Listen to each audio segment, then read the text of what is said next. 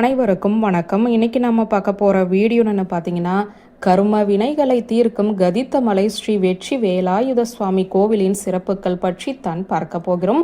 கொங்கு மண்டலத்தில் மிகவும் பிரசித்தி பெற்ற கோவில்களில் ஒன்று திருப்பூர் மாவட்டம் ஊத்துக்குளியில் அமைந்துள்ள கதித்தமலை ஸ்ரீ வெற்றி வேலாயுத சாமி கோவில். இந்த கதித்தமலை கைத்தமலை என அழைக்கப்படுகிறது. இது ஊத்துக்குளியில் இருந்து சுமார் 2 கிலோமீட்டர் தொலைவில் உள்ளது. கர்ம வினைகளை தீர்க்கும் இந்த கோவிலின் சிறப்புகளை தான் இப்போது பார்க்க போகிறோம். கந்தன் மீது மிகுந்த பக்தி கொண்ட அகத்திய முனிவர் அவர் குடிகொண்ட தலங்களுக்கு சென்று வழிபடுவதை வழக்கமாக கொண்டிருந்தார். அவருடன் நாரதரும் பிற தேவர்களும் செல்வது வழக்கம்.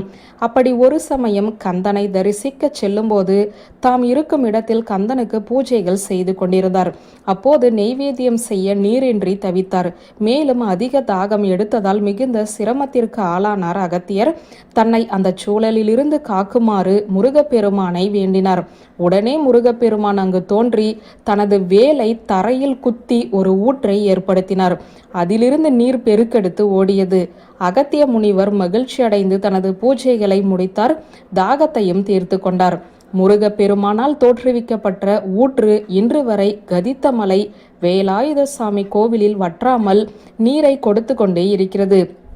குழியிலிருந்து தோன்றியதால் ஊத்துக்குழி என அந்த பகுதியே அழைக்கப்பட்டது. இதைத் தொடர்ந்து முருகப்பெருமானுக்கு கோவில் கட்டப்பட்டது. கொங்கு நாட்டில் குன்றுதோறும் கோவில் கொண்டுள்ள குமரனின் ஆலயங்களில் கதித்தமலை தனிச்சிறப்பு கொண்டது. வெண்ணெய் உற்பத்தியில் புகழ்பெற்று விளங்கும் இந்த ஊர் கடல் மட்டத்திலிருந்து 1000 அடி உயரத்தில் அமைந்துள்ள இந்த கோவிலுக்கு செல்ல படிக்கட்டுகள் மட்டுமல்லாது தார்ச்சாலை வழியும் அமைக்கப்பட்டுள்ளது. இந்த கோவில் மலையின் மீது 5 நிலை ராஜகோபுரத்துடன் அமைந்துள்ளது. ராஜகோபுரத்தின் உள்ளே நுழைந்தவுடன் ஒரு அழகிய மண்டபத்துடன் கூடிய சன்னதியில் முருகன் தனியாக காட்சி தருகிறார். வள்ளி மற்றும் தெய்வானைக்கு தனித்தனி சன்னதிகள் உள்ளன. சூரபத்மனை வதம் செய்த பிறகு முருகன் தனிமையில் இருந்தார். அவரை மணமுடிக்க விரும்பிய இந்த பெண்கள் இந்த மலைக்கு வந்து முருகன் தங்களை ஆட்கொள்ளுமாறு வேண்டினர்.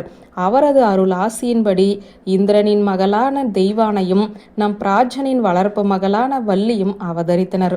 திருமணத்திற்கு முன்னர் இருக்கும் நிலை என்பதால் வள்ளியும் தெய்வானையும் தனித்தனி சன்னதிகளில் அருள் பாலிக்கிறார்கள். கதித்த என்பதற்கு எழுதல், நெற்கதி பெறுதல், மிகுதல், கனமான, உயர்ந்த, கோபித்த என்று பொருள் கொள்ளலாம்.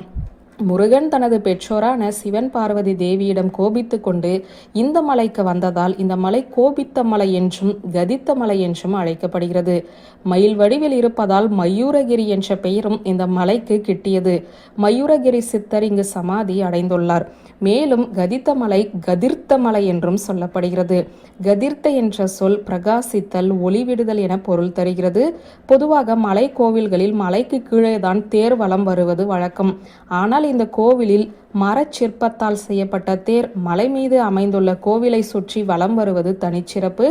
அருணகிரிநாதர் இந்த தல முருகனை பற்றி தன் திருப்புகழில் பாடியுள்ளார்.